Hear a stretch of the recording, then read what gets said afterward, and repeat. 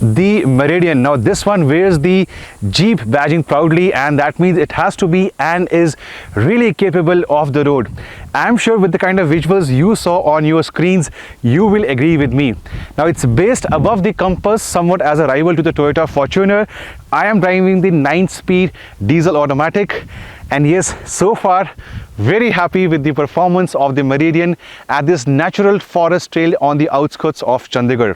Now before I speak to you about more aspects about this vehicle, the design, the interiors, the on-road performance, the driver's perspective, the space inside the car, well, I want you to see some more visuals of the Meridian off the road. This white one, of course, the other one we have right now for the experience on your screen.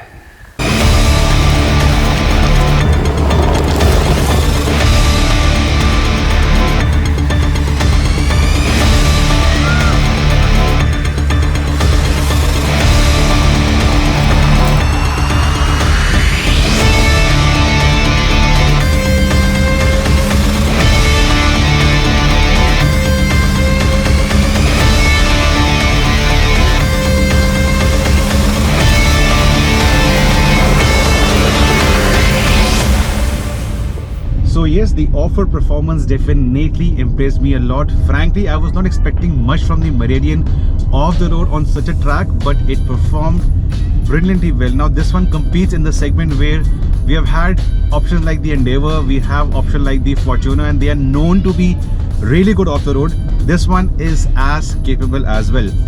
But what about your on-road performance, your daily experience from the vehicle? As an owner, you will be using it in urban conditions, the occasional highway run, or of course your family or your friends road trip once in a while. Happy to report, I'm equally impressed. For starters, is the suspension setup. Being independent at both the ends definitely helps, and your usual potholes, undulations, broken tarmac, cement joints, everything is taken like this one. Everything is taken care of in a really well manner. It rides nice, almost as good as the Ford Endeavour, which I've always appreciated for its ride quality. This is that good, plus the body roll is well controlled. So typically in a large SUV, when you change lanes or you're going fast, you do have a lot of vertical and horizontal movement coming in, but in this one the body roll is limited. Dynamics are really very well. Apart from that, really good visibility. The windows are large, you sit higher up, so that's a plus point for your traffic needs. And also the A-pillar doesn't intrude too much into your blind spot, so that's a plus point. The steering is on the lighter side, so yes, driving it on a daily basis for you as an owner or someone in your family will not be too much demanding. The 9-speed gearbox, it's not the quickest around, but it does the job very well. The plus point is that the engine is very torquey. You know, a lot of people have raised their eyebrows that this one only has 170 horses, 350 Nm of torque, but the tuning of the engine, the gearing from the gearbox, all this actually makes a world of difference on a daily basis. You want to be in traffic, you want to be cruising on a gap, you want to be cruising on the highway, this one does it all. In fact, the 9-speed gearbox, because you've got 9 gears, it's gonna be very frugal, very efficient for your highway runs as well. So yes, off-road performance was really very nice, more than what most owners would demand or want from the Meridian, and on-road performance equally good as well. The engine is slightly on the noisier side, but apart from that, it's really a well-packaged SUV.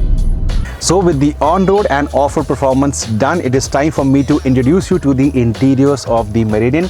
For anyone paying so much money for an SUV, it becomes natural that your expectations, they go high. And yes, Jeep has delivered on this account as well.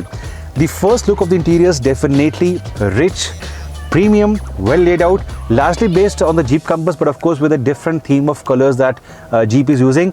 There will be two versions on offer, and even the so-called base version will be fully loaded. We are in the top spec model, the 4x2 right now, not in the 4x4. We have left the 4x4 at the off-road location. We are in the automatic version. The large infotainment screen, this is takes center stage on the central fascia. A lot of information and a lot of functions can be controlled, including the ventilation for the front two seats. Yes, the front two seats, they have the ventilation, they are cooled and they are powered as well. The driver info display, again, it's completely digi and shows you a lot of information. Steering wheel is not flat bottom, but good nonetheless. On the left side, your controls for the screen, on the right for the cruise control. simple things which go a long way in making your ownership better. For example, there is a proper space for me to park my phone over here in case it's not charging. I do have wireless charging, so wireless charging and place to keep your phone or your wallet, and one more place for your phone to rest properly, couple of cup holders, and even your key fob to come in over here in case you don't want to be in the pocket. A proper place for the key fob. The central armrest has the adjustment function and good amount of storage space. The panoramic sunroof adds to the visibility and the airiness on the inside. So first impression, definitely nice. And then these horizontal strips on the entire width of the dashboard, this one and this one, they just add a touch of classiness.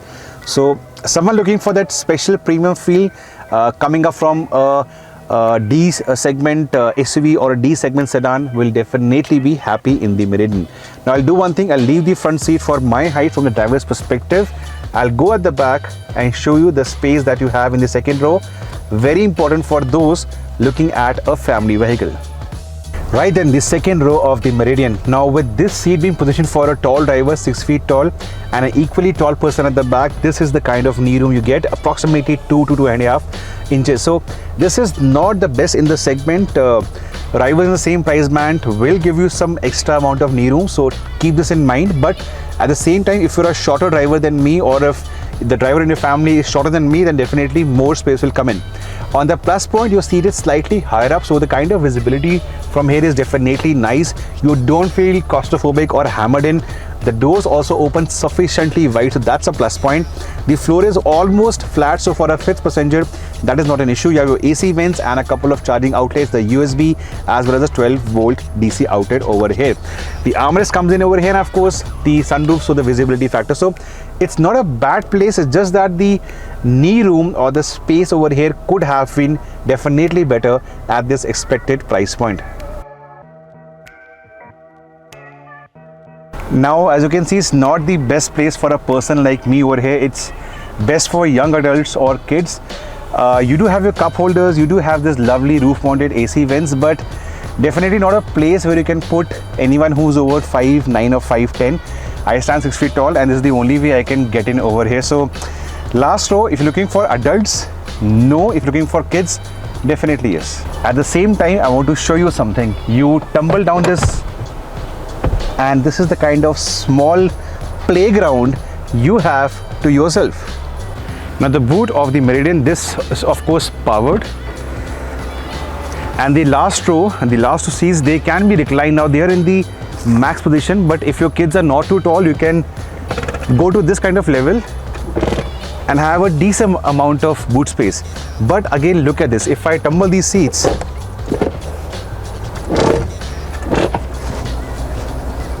this complete space to yourself. And finally, coming to the design part, it would be wrong to say that the Meridian is a 7-seater compass. No, really, a lot has gone into creating this 3-row SUV, from an extended platform to major design tweaks. For instance, the front end. This one gets sharper headlights, a revised grille and a new bumper. Likewise, the 18-inch alloy wheels are new, and the extended wheelbase is visible in the side angle shots. The Meridian is longer and wider than its 5-seater sibling. At the back, I love the new tail lights. These are slimmer and look great when it gets dark outside. The Meridian also sits high up the ground and definitely has ample road presence. And that brings us to the end of this long but enjoyable day with the Jeep Meridian. As of now, the only piece missing in the entire puzzle is the pricing, and Jeep is very tight-lipped on this factor.